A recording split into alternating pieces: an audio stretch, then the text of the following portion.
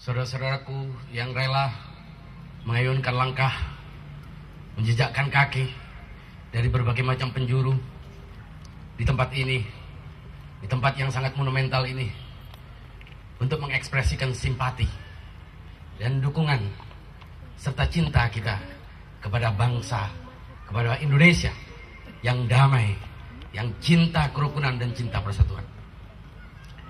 Ada beberapa klarifikasi yang mungkin perlu dijelaskan, yang mungkin tidak sempat disampaikan oleh pembicara-pembicara terhormat sebelumnya. Pertama, bahwa persoalan yang paling mendasar dari apa yang dialami oleh saudara-saudara kita di Sampang dan komunitas di Indonesia secara umum adalah fatwa sesat. Fatwa sesat, fatwa yang sesat maksud saya. Fatwa sesat inilah yang menjadi legitimasi pembantaian warga negara Indonesia. Saudara-saudaraku, ada sekelompok orang yang membawa palu vonis sesat, kafir kepada setiap orang, menyemburkan naga seperti naga yang menyemburkan api permusuhan dan kebencian atas nama agama. Karena fatwa sesat inilah sekelompok orang mencari pahala dengan membunuh sesama muslim di bumi Indonesia. Ada sekelompok orang yang mencari nafkah dari rial-rial untuk menciptakan ketegangan, untuk menciptakan chaos di tengah masyarakat. Harapan mereka agar masyarakat Syiah melakukan pembalasan, memberikan reaksi, sehingga apabila terjadi reaksi, terjadilah konflik horizontal, terjadilah keributan, terjadilah kerusuhan. Yang semula adalah penyerangan menjadi kerusuhan. Ketika terjadi kerusuhan, maka mau tidak mau yang dilakukan adalah stabilisasi. Dan stabilisasi ini biasanya merugikan kelompok minoritas. Apa tujuan mereka? Mereka ini bukan sekedar peristiwa-peristiwa spontan, sporadis yang terjadi di beberapa daerah, tapi ada desain, ada rekayasa, ada konspirasi yang terkait dengan konstelasi global dan regional. Tujuannya apa?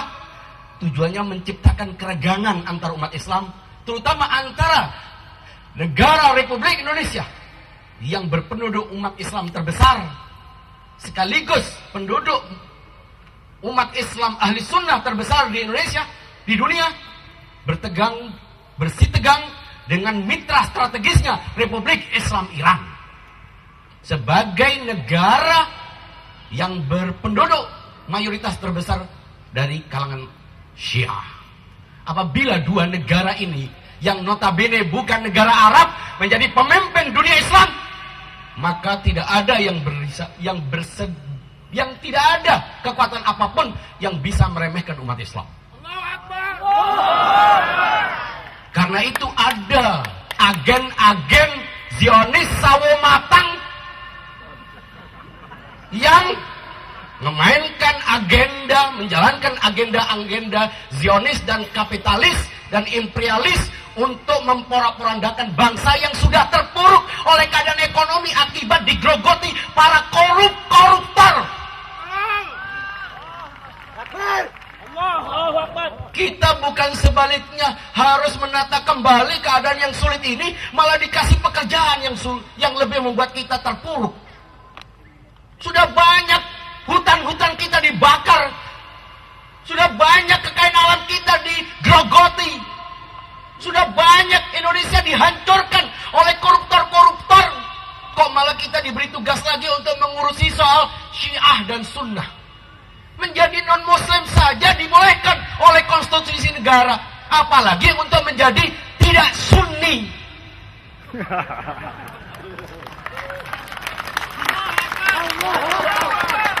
Ini negara dibangun oleh jasa para pahlawan dari berbagai macam agama. agama, ras. Tidak ada yang berhak menganggap negara yang kita cintai ini sebagai properti milik satu agama atau satu aliran. Ini negara Pancasila. Ini negara Bhinneka Tunggal Ika. Siapapun yang mengatasnamakan agama atau aliran untuk menguasai negara ini, itu adalah musuh NKRI. Karena itu, para aparat, para intel, kalian dibayar oleh pajak negara, oleh bangsa ini. Kerjalah dengan serius. Jangan lalu disederhanakan masalahnya. Bukan sekedar konflik saudara, kakak beradik. Tidak perlu rapat kabinet untuk itu. Tidak perlu ada panglima dan sebagainya. Memang benar, ketika harus diungkapkan sebagai konflik antar keluarga, konflik keluarga tujuannya untuk meredam konflik sektarian yang lebih luas. Itu bijak. Tapi jangan sampai persoalan adanya provokator-provokator yang memang ingin menciptakan chaos dan kekacauan ini jangan dibiarkan. Terutama majelis taklim yang diubah menjadi podium-podium pengkafiran. Terutama buku-buku fitnah-fitnah yang disebarluaskan, yang sengaja menggerogoti, melemahkan organisasi-organisasi massa yang besar, melemahkan organisasi NU Nahdlatul Ulama yang kita hormati. PBNU jelas-jelas menunjukkan sikapnya yang sangat apresiatif, mendukung persatuan, malah di daerah digrogoti oleh oknum-oknum yang sama sekali tidak berhak mewakili Nahdlatul Ulama. Mengherankan apabila PWNU, PCNU di beberapa daerah ikut-ikut mengkafirkan. Ini tidak ada sejarahnya dalam NU. Ini penumpang gelap NU.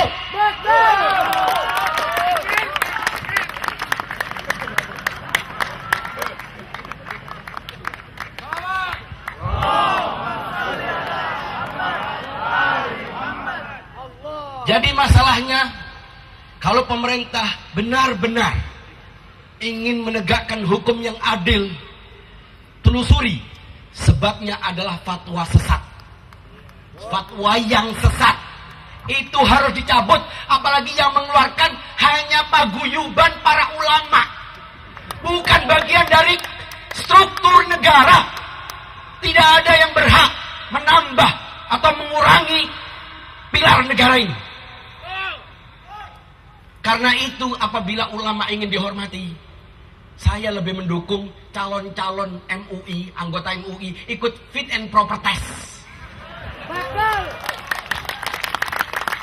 Supaya tidak ada penyusup-penyusup. Mana mungkin di MUI tiba-tiba ada orang mengatakan menghormat merah putih sebagai syirik. Anda dibayar oleh negara ini, tiba-tiba Anda mengkafirkan, mensyirikkan orang yang menghormat bendera negara ini. Karena itu kita harus fokus persoalan. Fokus bahwa sumber persoalan adalah fatwa sesat yang dikeluarkan oleh PWNU, oleh MUI Jatim. Itu yang harus dikeluarkan. Itu yang harus dicabut. Kalau hanya masalah konflik keluarga, kenapa harus ada vonis 2 tahun penjara atas korban kekerasan? Dengan dakwaan penodaan agama.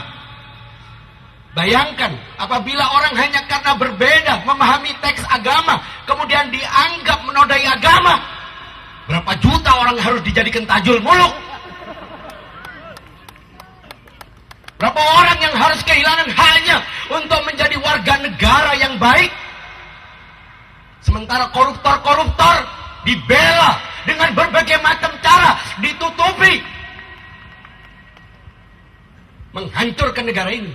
Orang hanya karena dia sholat dengan sanad, riwayat, pertanggungjawaban referensi yang akurat, dianggap menodai agama. Aliran Syiah bukan aliran kemarin sore yang bisa ditekan tombol tinggal habis.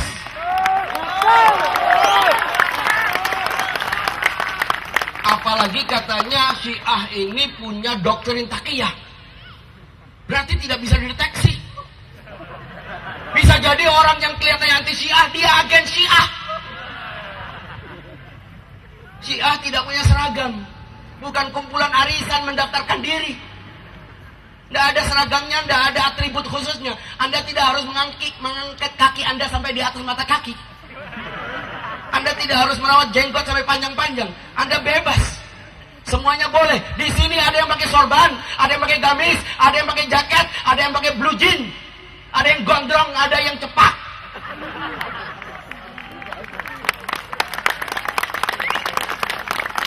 Sadarlah kita bahwa Syiah itu bukan pendatang baru setelah revolusi Islam Iran. Yang tidak tahu itu katanya Profesor Komarudin Hidayat tidak tahu bangsa Indonesia, tidak tahu sejarah Indonesia. Orang Syiah itu selalu membawa bendera putih dan merah. Kita dahulukan putih untuk berdamai. Namun apabila ditolak, kita berikan yang merah.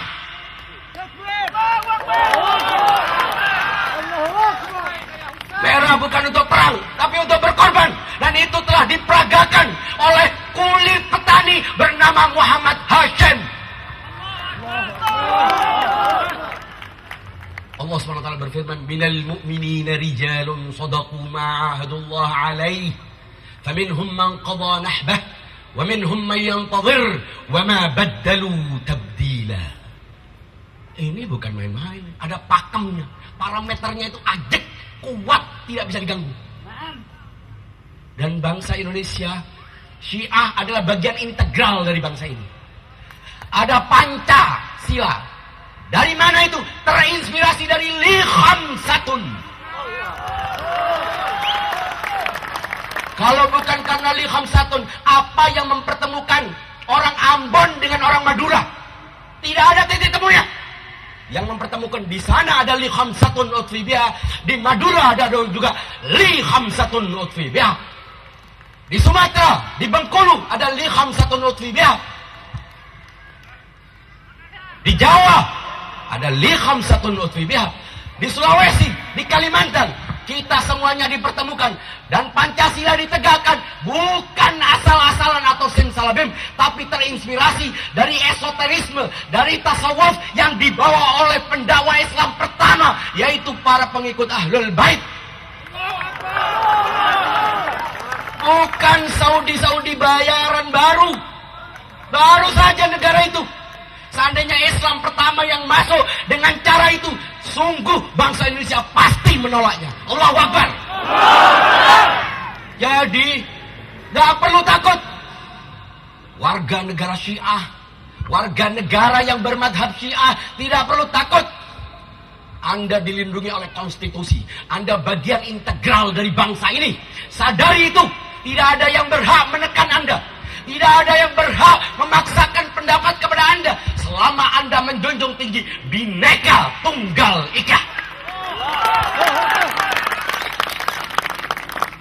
Yang sangat disesalkan adalah para wartawan. Sangat disesalkan dengan tetap mengapresiasi mereka. Sebagian industri media tiba-tiba membuat persoalannya menjadi sederhana. Mengapa baru ramai ketika ada korban yang jatuh? Mengapa baru ramai ketika ada anak yang diyatimkan? Mengapa baru ramai ketika ada wanita yang dijandakan? Kemudian persoalannya jangan disederhanakan menjadi konflik atau kerusuhan. Tidak ada konflik. Yang ada orang dihadang. Yang ada orang dilarang untuk belajar. Ada aksi anti ilmu, ada propaganda anti peradaban oleh manusia-manusia primitif yang digerakkan oleh provokator-provokator bayaran. Dan perlu tahu, orang Syiah tidak takut.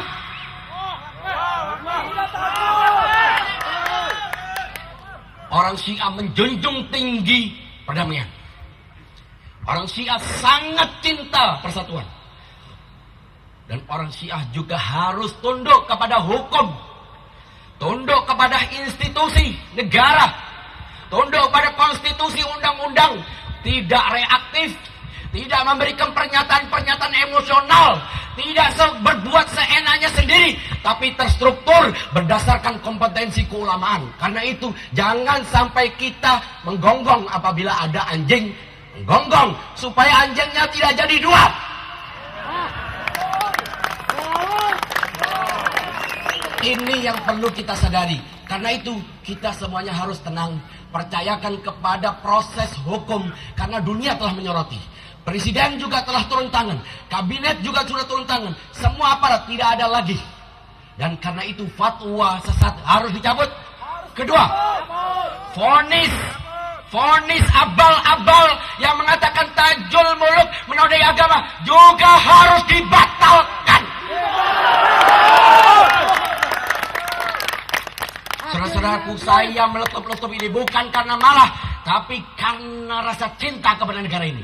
Musuh Syiah adalah ingin menghancurkan negara ini. Kita bersama kaum nasionalis, bersama kaum muslimin semua, bahwa para bayaran-bayaran, para provokator tidak mewakili umat Islam Indonesia yang cinta damai. Mereka hanya segelintir orang tapi punya duit. Hanya itu. Karena itu satu-satunya cara melawan mereka adalah mengukuhkan persatuan. Hormati para ulama dari kalangan ahli sunnah, hormati tokoh NU, hormati tokoh Muhammadiyah, hormati para nasionalis, para orang-orang yang masih punya hati nurani di negara ini. Karena itu mari kita teriakkan Allahu Akbar, Allahu Akbar, Allahu Akbar. Hidup Indonesia, merdeka, mampus ekstremis. Wassalamualaikum warahmatullahi wabarakatuh.